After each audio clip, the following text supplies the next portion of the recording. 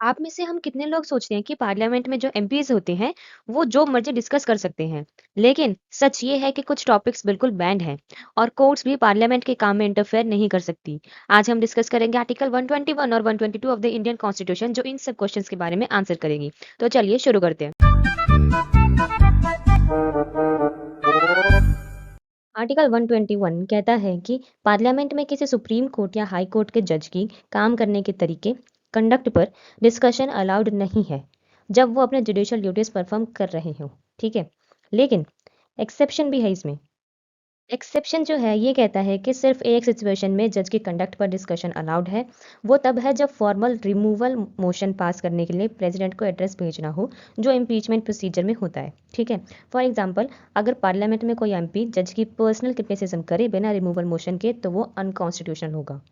Okay, moving to article 122 which talks about courts not to inquire into proceedings of the parliament.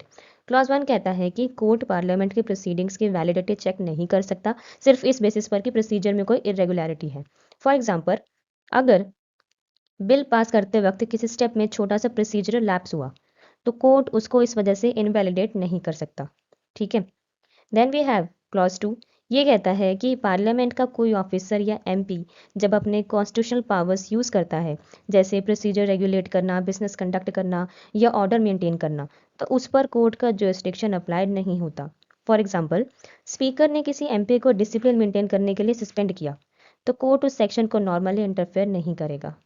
ये था clause wise breakdown of constitution के article 121 and 122। If you found this video useful, don't forget to like, share and subscribe your law buddy for more such legal content. Thank you.